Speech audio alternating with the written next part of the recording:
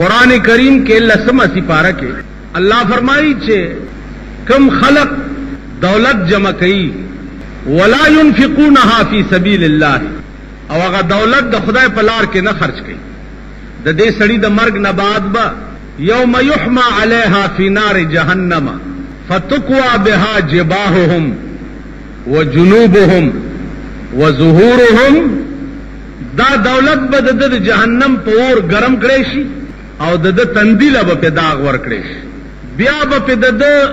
ڈڈو لداغونا ور کریش بیا با پی دا ملا لداغونا ور کریش دا درې ځایونه الله تعالی خاص دې د پاره کړ چې دا الله په نوم تانه مطالبه وشو نو اول دې ورته تندې ترش کو نو فتقوا بها جباههم اول به د دوی تندې وداغلې بیا چې دویم ځل مطالبه وشو نو ډډه دکړه ورته مخته ته واړولو نو بیا به ډډو لداغونه ورکړي بیا چې په دریم ځل ته مطالبه وشو نو شای کړه ورته نو بیا به شاله داغونه او بیا به ورته ویل شي چې هاذا ما کنستم لانفسکم دا هغه دولت ته چې تاسو د خپل ځانونو د پاره جمع کړو او د خپل تعیش اسبابم په برابر کړی او خدای تم نور کولو دا هغه زما عزیزان دنیا د آخرت د کروندې زیاده آخرت د پاره کر چې دغه دنیا کې کیږي مرګ نه بعد نه کی نو د آخرت کر یا به په بدن کئ مال و دولت در سره نه د بدن خدمت ته د چا در باندې پیښ شو منډه به ور سره وای خلب هغه د پاره استعمالای الله حاضر قیاس دولتو د دولت خدمت به کئ نو دنیا د آخرت د کروندې زیاده دا قسمه کارونه بکینو د مرګ نه بعد بستا آخرت خي تاسو ته پته ده په دې قران کې یو قصه ده دغه ته د یوسف علی السلام قصه یوسف علیہ السلام د پلار نورکو سلویخت کالا او پلار یو حضرت یعقوب علیہ السلام سلویخت کالا پا دی یوسف پس جڑے دلیو حتی کہ دا دسترگو گاٹی دا بشو دا اوخو پا شکل کراو بید علماء لکی چے یعقوب علیہ السلام خودیر لوی پیغمبر دا دمرا لوی امتحان کے خدای پاکولی اچولے وہ دے کے راز داو چې دی یعقوب علیہ السلام ته ورځ یو سړی راغی وی صاحب اوګه ما اوګه هغه ورته کینا روټه تیاریږي یعقوب علیہ السلام په سبل کار کې مشغول شه دا سړی ته هیر چې هیر شو هغه هم داسې اوګه لاړو چې اوګه لاړو نو الله ورته وی یعقوب علیہ السلام ته چې یعقوبا کدی سړی ستا دا روټه خړلې وي نو ستا په دې روټه به د سلويخ ورځې عبادت کړې وي د طبيعه سلويخ ورځې د روټه ضرورت نه او ته دنه غافل شوي د دې په بدل کې به د سلويخ کاله جوړو نو د یو اوګینا د یعقوب علی السلام غفلت سلويخ کاله او جوړولو او غاټي ولا وبکړو د اوخو په شکل کې راته کړل هاي برحال ما چې مونږ شپه ورځ په دې دنیا کې د انسان د ضرورتو نه غافل یو زما عزیزا جماعت اللہ توفیق ورکا حجی صاحب تا جماعت جوڑ خو جماعت او مسجد تو بنا دی شبر میں ایمان کی حرارت والوں نے من اپنا پرانا پاپی ہے برسوں میں نمازی بن نہ سکا جماعت خو جوڑ شو خو زاړه زنګیان ځان نه جوړ د دې علاقه خلق دا جماعت په منځونو آباد کړي په تلاوتونو آباد امام ابو حنیفه رحمت الله علیه او یا امام مالک او غالبا په دې ائمه کې یو امامو الله په خوب کې ولید ورته وی چې یا الله ته په څه شي ډیر خوشالېږي الله ورته فرمایل چې زه په دې ډیر خوشالېږم چې زما بندا د قران تلاوت کوي عزیزانو چې لک اوسګار وخت درته ملاویږي قرآن وائے تلاوت کوئی عبداللہ ابن مبارک حج نہ روانو یو بوډای خزه پلار ولید بوډای غونډه چې ویلی دا نو هغه سلام په واچو بوډای ناسته دا ببره غونې شړای په ځانه چولې دی ورته وای السلام علیکی ورحمت الله السلام علیک ورحمت الله. بډای د سلام جواب کوي ورته وی سلام قولا من رب الرحیم. د سلام جواب د قران یو آیات وی او عبد الله ابن مبارک ته ورته عبد الله ابن مبارک ورته وی چې چرته نه رالی. نو دا بډای ورته وی چې من يهده الله فلا مضل له ومن يضلله فلا هادي له. عبد الله ابن مبارک وی ز پوښم چې دی بډای نه لار غلطه شوې ده د بیابان کې ناشته ده لار ته غلط ورته وی زی کوم طرف ته بډای ورته بیا د قران آیات ورته وی سبحان الذي اسرى بعبده ليلا من المسجد الحرام. عبد الله ابن مبارک وی ز پوښم چې دا بډای د حج نه اوسګاره شوی دا اوس بیت المقدس تزي. نو ما ورته وی چې څو ورځې دې دلته وشو چې تاریان ناشته. بډای ورته بیا د قران آیات وی چې ثلاث لیال سویا دریش په مدل. عبد الله ابن مبارک ورته وی چې ستا دریش په دلته وشو نه ته خورې څه. نو بډای ورته وی چې هو یطعمنی ويسقين. والله چې په دې ځنګل کې مالا خدای او بمرا کوي او روټای برا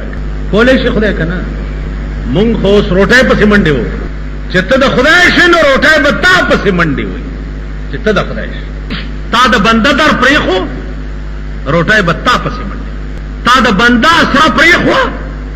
روټای به تا پسې منډي. کتر تا چې زتله ما مرګرو ما ته وی چې دا سفیر سره ملاوي. ما ورته وی چې ما سکار دی چې د سفیرانو سره ملاوي زملمه ما کده سفیر شوقي دلته دی راشي. ما سکار دی چې د سفیرانو پسې ګرځم و چې نه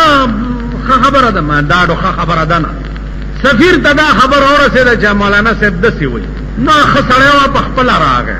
ما ته یره تا دسی ولی ویلی دي کز ما زه تر اغله ونه بد خو نه ما رحمان بابا ته اورنګزیب بادشاہ وي چې ته زما دربار ته کله کله راځه. نو رحمان بابا ورته وی چې نن پترخ کې می جانان پلاس کې می جام دے زکه اورنګ د زمانه زما غلام دے. اورنګزیب په خدای می دی قسم زد یار تصویر پترخ کې او د مایو جام پلاس کې ګرځوم. نو اورنګزیب بادشاہ د زمانه خپل غلام غنما. نو ما ورته سفیر صاحب خبر ادا چې ما سه احتیاج نه لیدو په خپل طبیعت کې چې تعالی درسم درنه او غواړم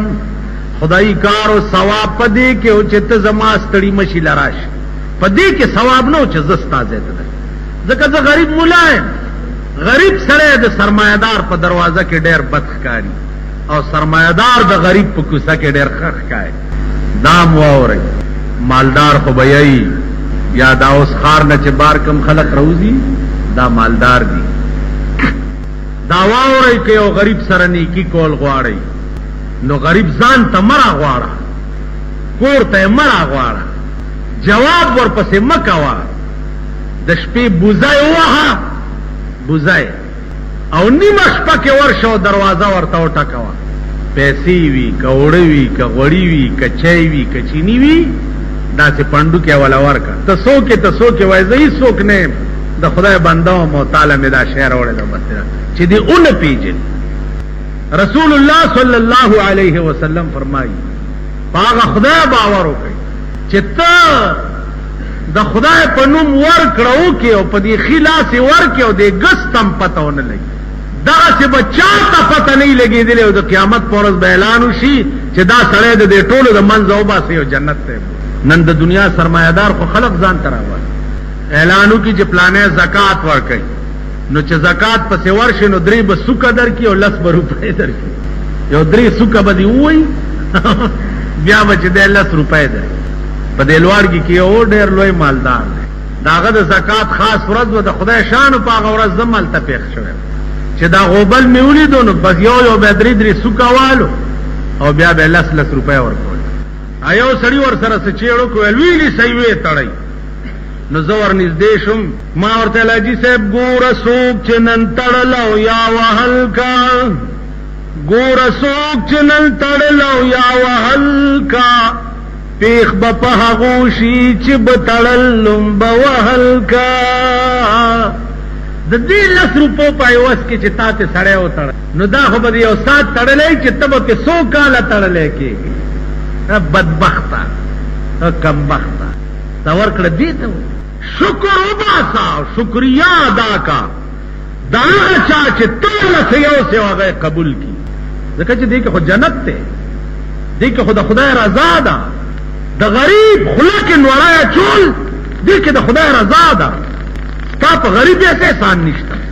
ستا غرض د خدای رضا حاصلول لکه حضرت علی ته ورځې بی بی فاطمه وویل تبه مې شوې ده خولې خوند مې خراب دی او انار پکار بازار تلاړو یو انار یې اغستی دی را روان دی لار کې یو ملنګ پروت حضرت علی ته وی دا انار مال راکا وی والا وی نه دسې نه الم دلته کېنه انار مات کا دانے ته وباسا زما خوله کې راچوا زه ناجوړه یم لاسونه نشم خوځول چې زه انار وخورم بیا مې خوله پاکه که او بیا لاړ شم که دومره کولی شي ډېره ښه ده کېني زه خپل انار دې وړه زه هغه ویم داسې کولی شم حضرت علی کرم الله تعالی وجه کېناستو انار یې سپین کو د غریب په خوله کې اچي پاکستان مالدار بدتی نو به کې مولانا صاحب وایي ته هم د جنت ټیکټ مالدار سړي له ورکې پرې خبر نه پاره مونږ دا غټ سانډا چې مړي مونږ مخې سره جنتي حالانکه د دې جنت سره څه کار د جنتیان 170 کالو یو بوډا دی اوسم ژوندی دی 170 کال اوسم ژوندی هغه سره یو علم دی کشف قبور ورته وایي قبر کې د مړي حال معلومول چې د ده څه دا علم یا مولانا احمد علیم لاهوری رحمت الله علیه سره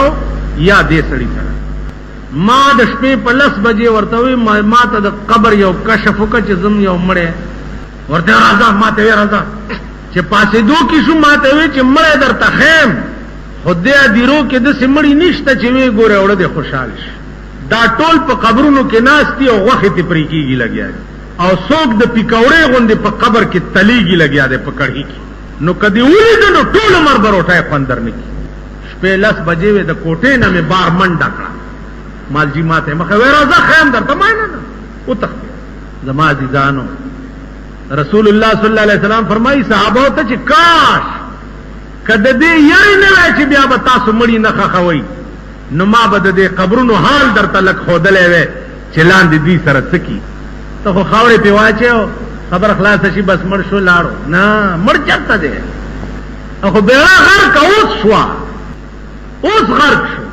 په مرګ غرق نه و نه په ژوند دا مړ چې شو غرق داسې پولیسو دی و چې خلاصوي به دې داسې عدالت لاړو چې ضمانت به څوک کوي عزیزانو سوچ کوئ دا دنیا یو عارضي غوندې ځای دی عارضي څوک 20 کاله څوک 30 کاله څوک 40 کاله څوک 50 کاله بیا روان دي خپل کور حضرت علی کېناستو او انار سپینی کا غریب سړی تخله کې اچوا چې خدای والا په خپل لمنه پاکه او لاړ کور ته چلاړو بی بی فاطمه ورته انار دی راوړو وی بی بی انار خو نه راوړو خلاره کې داسې چلو شو بی بی فاطمه وی الحمدلله